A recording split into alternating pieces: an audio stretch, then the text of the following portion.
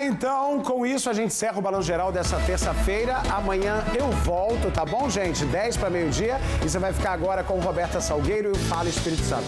Beijo, Roberta. Beijo, Michel. Bom descanso para você de casa. Bora seguir aqui com a gente no Fala Espírito Santo. E a gente já começa o programa de hoje repercutindo o caso de um homem que foi vítima de um sequestro relâmpago e teve de fazer, gente, várias transferências para os criminosos.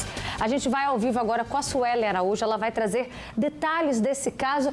A gente imagina o momento de pânico, de terror que essa pessoa viveu, né, Suelen? Boa tarde.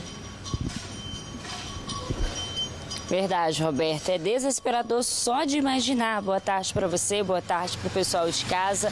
Foram duas vítimas. Nós mostramos no Balanço Geral a situação de uma vítima no bairro Jardim da Penha e um outro homem agora em Jardim Limoeiro, no município da Serra. Esse homem não quis gravar entrevista, mas ele contou detalhes desses momentos terríveis vividos por ele na noite de ontem. Ele contou que por volta das 9 horas da noite saiu do trabalho, ele é caminhoneiro, tem 43 anos de idade e ia para casa. Parou em um semáforo na BR-101 em Jardim Limoeiro e nesse momento ele foi rendido por 3 criminosos que bateram na janela do carro. Ele, claro, ficou sem ter o que fazer, acabou rendido por esses assaltantes que estavam armados com um revólver e também um estilete. Durante todo o tempo o caminhoneiro contou que foi ameaçado. Os criminosos pegaram o celular dele e exigiram que ele fizesse transferências bancárias por meio do Pix. Levaram dinheiro ali nessa transferência bancária e também levaram cerca de R$400 que o caminhoneiro tinha na carteira. Além disso, a vítima contou que os criminosos tinham uma maquininha de cartão de crédito, dessas que a gente encontra em comércios, em loja. Eles tinham uma máquina também de cartão de crédito e fizeram com que a vítima passasse o cartão e levaram cerca de R$700. O caminhoneiro contou que durante 1 hora ficou ali muito amedrontado, sem saber o que podia acontecer, só que em um determinado momento esses 3 criminosos deixaram com que o caminhoneiro saísse ali do veículo. Eles não levaram carro, o caminhoneiro contou que os criminosos levaram carteira, levaram outros pertences, mas o veículo eles deixaram. O motorista, então, esse caminhoneiro, depois desse tempo, conseguiu ali se recuperar, conseguiu dirigir até um posto de combustíveis e neste posto ele ligou para a polícia pedindo ajuda.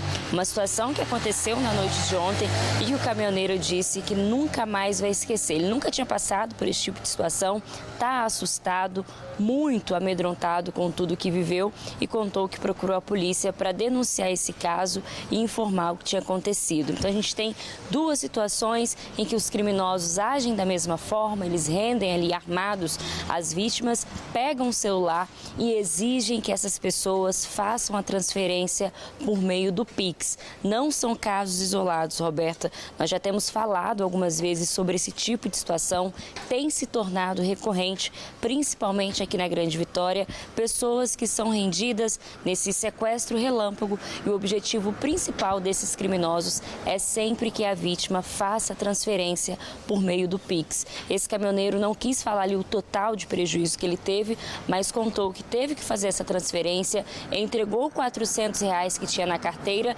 e também passou o cartão, fazendo ali com que os criminosos conseguissem cerca de R$700. Tudo isso na noite de ontem. O caso do caminhoneiro aconteceu em Jardim Limoeiro e da outra vítima aconteceu em Jardim da Penha, em Vitória, Roberta. Muito triste, né? Como você disse, não são casos isolados, a gente já vem mostrando isso aqui com frequência. E se a gente parar para pensar, Suelen, quantos anos que não aconteciam sequestros, né? Essa palavra estava até adormecida, mas infelizmente com o Pix, que a gente sabe que é uma ferramenta que veio para facilitar a nossa vida, os bandidos não perdem a oportunidade. Tudo se transforma em oportunidade, um prato cheio para eles. E a gente vai debater esse assunto agora aqui no nosso estúdio. Obrigada pelas suas informações, viu? E aí, será que tem dicas que a gente pode fazer para a gente prevenir? O que eu posso fazer no meu celular, nos meus aplicativos? Então a gente vai falar sobre isso agora. Vem cá, participa com a gente aqui no nosso estúdio. Eu recebo Eduardo Pinheiro, ele é especialista em crimes cibernéticos. Também recebo Larissa Lobo, ela é psicóloga, vai ensinar pra gente como que nós podemos tentar manter também o nosso controle emocional. Ele vai falar dos traumas. E também recebo, gente, o Micael de Souza, é Micael mesmo, né? O Micael, gente, a esposa dele e o filho foram sequestrados no mês passado, né? E esses traumas continuam presentes na vida dos dois. Micael, obrigada pela sua participação. Boa tarde. Boa tarde, é um prazer estar aqui. Infelizmente, demora muito tempo para a gente conseguir resolver, falando primeiro da coisa mais básica, que é a burocracia depois disso tudo, e o trauma emocional, que demora muito mais ainda, né? Assim, eu não consigo nem ter noção do tempo que vai precisar para isso se curar, né? Para minha esposa conseguir sair tranquila de casa, conseguir voltar para uma rotina normal, né? E ó que ela é uma pessoa muito forte, muito guerreira, protegeu e salvou o nosso filho da situação, mas mesmo assim, de vez em quando, ela se abala também quando lembra do que aconteceu e tem momentos de terror em casa. De que forma que ela demonstra esses abalos, esse trauma que esse episódio deixou na vida dela? Então, ela fica com medo de sair, por exemplo? Isso. Assim, ela foi conseguir voltar a dirigir, mesmo assim nos trajetos ali próximos de casa agora, assim, depois, né, de um tempo bom. E ela sempre foi muito proativa, sempre saiu para resolver tudo, sempre foi muito independente. E aí, assim, tem esse período todo foi de dependência por conta do medo de sair sozinha, de voltar a dirigir, enfim. Então, isso é um primeiro indício. O segundo é a dificuldade de dormir bem, ela, né, acorda de madrugada, tem pesadelos, né, taquicardia às vezes, então isso também, sem gatilhos mesmo, assim, do nada, ela passa por isso de vez em quando. Larissa, boa tarde, obrigada também pela sua participação. Boa tarde. É normal, né? Infelizmente, a gente tem que usar essa palavra, mas é normal que a pessoa tenha esses traumas depois de passar por isso? Completamente normal, tá, Beta? Na realidade, é uma resposta do organismo diante dessa situação de estresse gigantesca. É uma situação de estresse que o nosso organismo, neurologicamente falando, psicologicamente falando, nós não estamos esperando receber, nós não somos programados, nós não evoluímos para receber essa quantidade de estresse. Então, diante dessa situação muito atípica, é natural que o organismo, a mente da pessoa vai desencadeando essa série de sintomas posteriores, né? De essa dependência muito grande, a pessoa acaba aumentando muito o isolamento social, alteração do sono, alteração do apetite. Então, infelizmente, é natural que a pessoa, após uma situação de risco, de uma ameaça muito grande à integridade física ou de quase morte, que ela apresente esse e vários outros sintomas. Daqui a pouquinho eu quero que você conte pra gente até quando isso é normal, né? Até quando é o limite para a pessoa procurar uma ajuda psicológica para superar esse medo, esse trauma, que a gente sabe que infelizmente pode até paralisar, porque pode se tornar um pânico, né? A pessoa pode desenvolver o pânico, uma síndrome, enfim, você é a melhor pessoa para falar pra gente sobre isso. Mas antes também, deixa eu dar uma boa tarde aqui. Eduardo, obrigada pela sua participação. Queria que você contasse, né, que infelizmente o Pix, que é uma ferramenta que para facilitar a nossa vida, e se tornou um prato cheio para os bandidos. Explica pra gente por quê, né, assim, o que está faltando para a gente se proteger e para que isso também, né, da onde está faltando nesse sistema proteção para os usuários. Sim. Boa tarde, bom estar aqui novamente, Roberta. Essas facilidades tecnológicas, elas devem vir acompanhadas de dicas de segurança, de alguns aspectos de segurança. Nós precisamos lembrar que hoje em dia o celular, ele é um caixa eletrônico portátil, de mão. Você tem ali você pode fazer as transações, as movimentações bancárias e os criminosos estão se aproveitando dessa oportunidade. Então, para a gente pensar em segurança, nós precisamos criar várias camadas de proteção. A primeira camada é a própria segurança física. Você tem que buscar se vigiar, se monitorar o local que você frequenta. Hoje mesmo eu encontrei uma amiga que estava manuseando o celular, trocando mensagem no WhatsApp, andando no centro de Vitória. Então, eu até brinquei com ela, chamei a atenção dela, você está vulnerável, né? Então, quer dizer, as pessoas não têm muito essa preocupação da segurança física, do local que você manuseia um celular. Então, você tendo essa segurança física já é uma camada de proteção. Depois a gente chega até o aparelho. O aparelho é bom ter sempre, né, uma senha de bloqueio e também os aplicativos nós devemos utilizar todos os recursos de segurança que os bancos, que as instituições bancárias disponibilizam, e também é muito importante nós fazermos mão de utilizar sempre um aplicativo de ocultar aplicativos de bancos. Existem duas formas de fazer isso. Primeiro é baixando um aplicativo que ele tem essa missão de ocultar outros aplicativos, e também as próprias plataformas, os sistemas operacionais, tanto o iOS do iPhone quanto o Android do Google, né, dos demais aparelhos, possuem esse recurso de você estar ocultando aplicativos. Isso aí pode ter um caráter inibidor para o criminoso, porque nesse caso ele vai ter que levar você, no caso do sequestro relâmpago,